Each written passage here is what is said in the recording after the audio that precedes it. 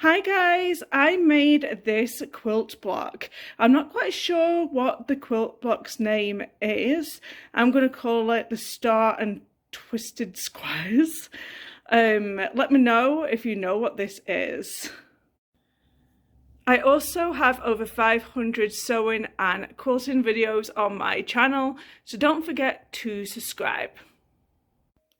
In this tutorial, I'm going to show you how to make this particular quilt block. So I am going to show you step by step. I use the AccuQuilt Go Me. I'm not paid nor sponsored to create this video, and I'll show you what that is.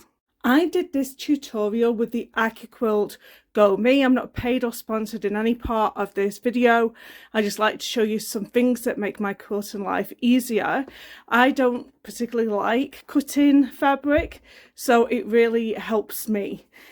Basically, the Go Me is a fabric die cutter. My Go Me came with these half square triangles and these quarter square triangles that you can make into half squares as well.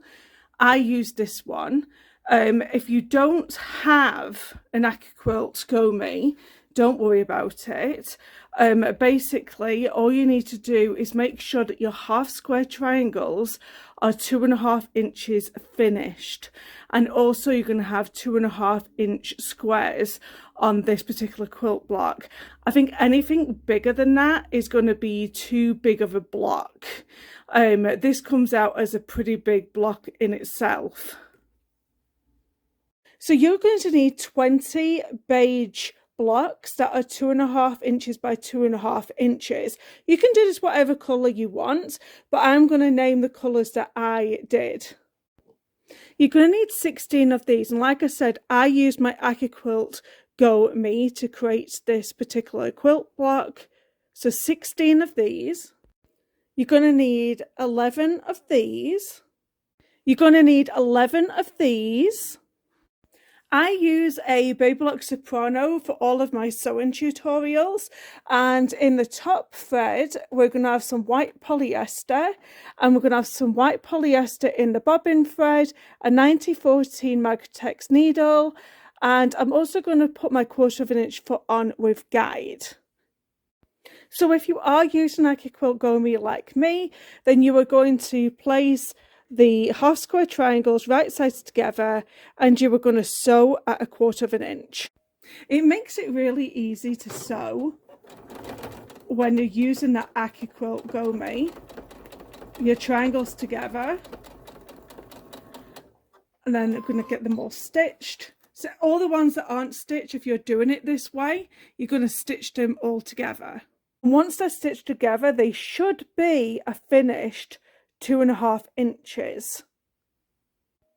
So the first row I'm going to do is going to be the very top row, and this is what you're going to need. You're going to need 6 of the beige ones, and you're going to need 2 of the half square triangles in the turquoise and the beige. So we're going to sew them up so the right sides together. I'm going to use this one as an example because this one's already sewed up. So you're going to put them right sides together. You're going to put them right sides together so the pretty sides of the fabric is facing down. So if you've got a printed fabric, it's going to be face down.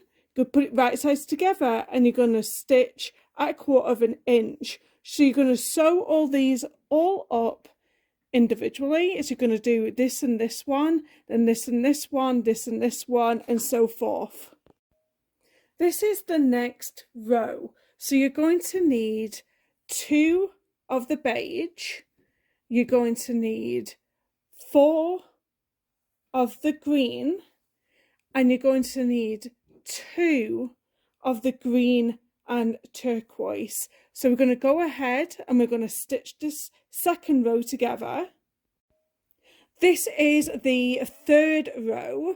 So you're going to need 2 of the beige, you're going to need 1 of the green, you're going to need 3 of the white and turquoise, you're going to need 1 of the green and beige, and 1 of the beige and turquoise. Just make sure that you've got your triangles facing in the right direction for the third row, it could get a little bit confusing. This is the layout for the next row. So you're going to need 2 of the beige, oh no, you're going to need 3 of the beige and turquoise. You're going to need 1 of the green. You're going to need 1 of the beige and green. You're going to need 3 of the green and turquoise. Just be careful once again that you are laying your triangles out exactly as shown. Okay, this is the 5th row, and we have 1, 2, 3 of the white and turquoise. We have 1, 2, 3 of the turquoise and green, and 1 of the green and turquoise. Just once again, make sure that your triangles are facing in this correct way. Once again, just be careful just to have the triangles the right way round because it can be confusing. So we've got 2 of these squares. We have got 1 of the green and turquoise. We've got 3 of the turquoise and beige. We have got 1 of the green and beige, and then 1 of the green squares here. So just make sure that you have everything the right way round. Okay, so this is the 7th row, and you're going to need 2 of the beige, 4 of the green, and then 2 of the turquoise and green.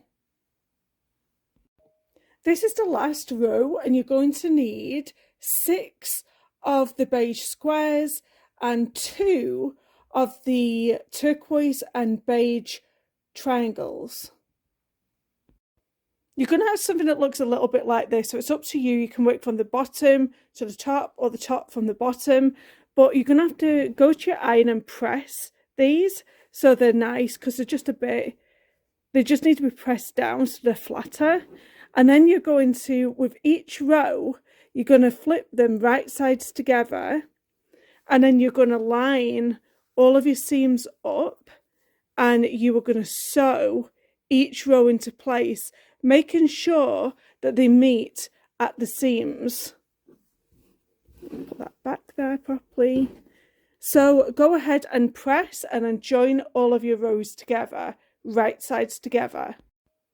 Then you'll have your finished quilt block that looks like this. You'll probably have some bits of thread just sticking out between the blocks. I would just go back and I would just take a pair of scissors and I would just cut all of them out. So this is the cushion that I've decided to reupholster. It's looking a bit shabby, so I've turned that quilt block into a cushion cover. And here we go. Here is the new cushion cover, and I had to do it as a boxed out cushion, of course, and put a zipper on the back. I have lots of tutorials on how to make cushion covers, so I hope you've enjoyed this tutorial. Don't forget to subscribe to my channel. I have over 500 tutorials on there on sewing and quilting. I shall see you in the next one.